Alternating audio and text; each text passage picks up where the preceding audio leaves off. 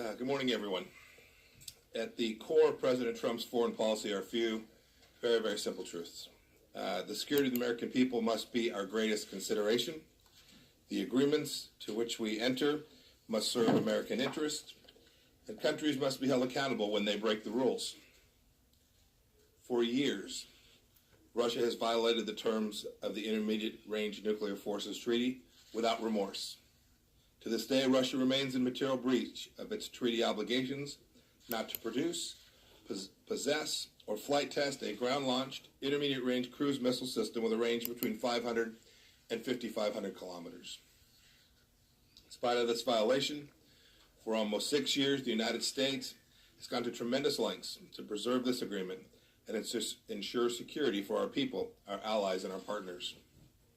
We have raised Russia's non-compliance with Russian officials, including at the highest levels of government, more than 30 times. Yet Russia continues to deny that its missile system is non-compliant and violates the treaty.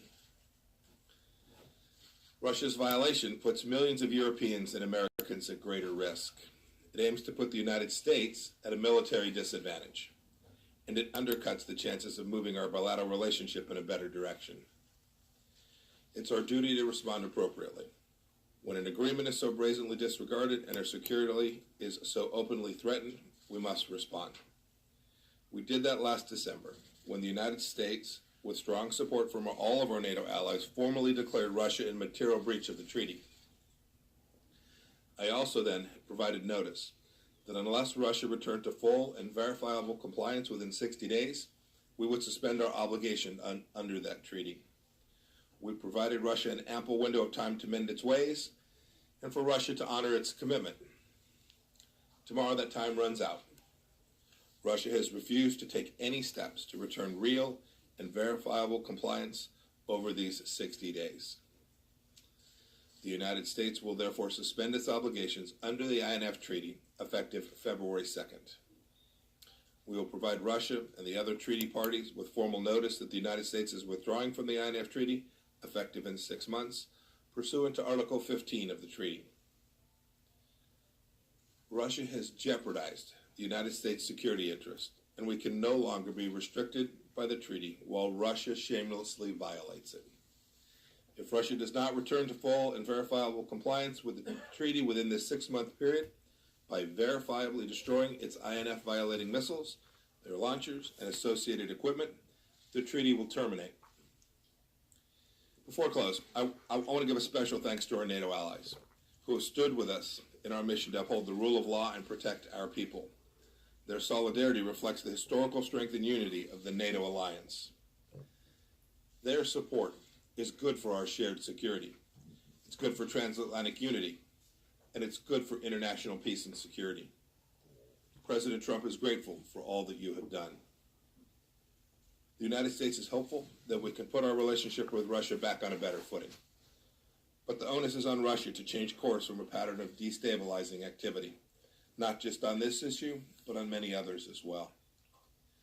The United States stands ready to engage with Russia on arms control negotiations that advance U.S. and allied and partner security and are verifiable and enforceable. Must also include all the partners. They must all responsibly comply with their obligations.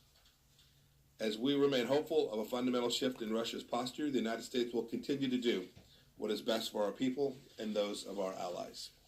I'm happy to take a couple of questions this morning. Here's Leslie Rock. Thank you. Good morning, Mr. Secretary.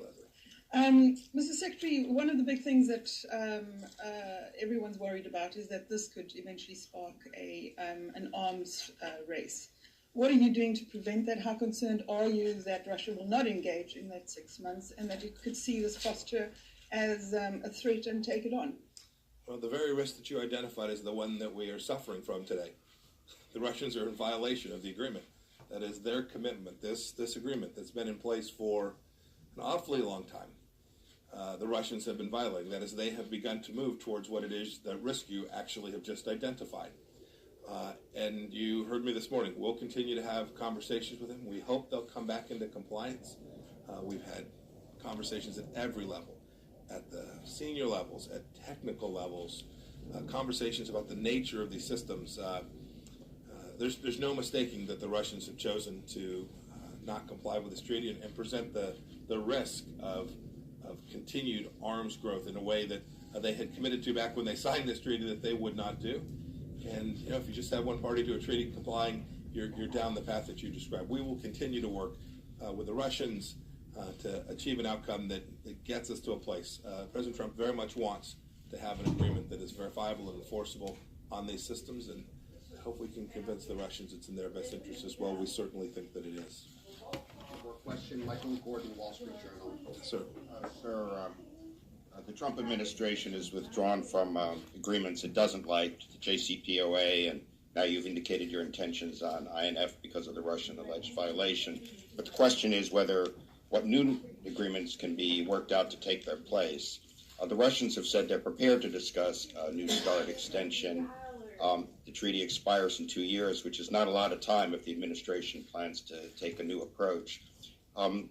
When will the United States be prepared to discuss the future of strategic arms control, and what is your vision of how to go about eliminating or reducing the world's most dangerous arms? Yeah, these are incredibly important questions. I would wager to say that President Trump has put this risk of proliferation as his highest American national security interest. And we're endeavoring to do everything we can to ensure that the risks of proliferation, the increase in these massively destructive weapon systems is diminished. But my God, it does no good to sign an agreement if a party's not going to comply with it. The piece of paper, if it's not being complied with, doesn't reduce the risk. It doesn't take down that threat to the people around the world.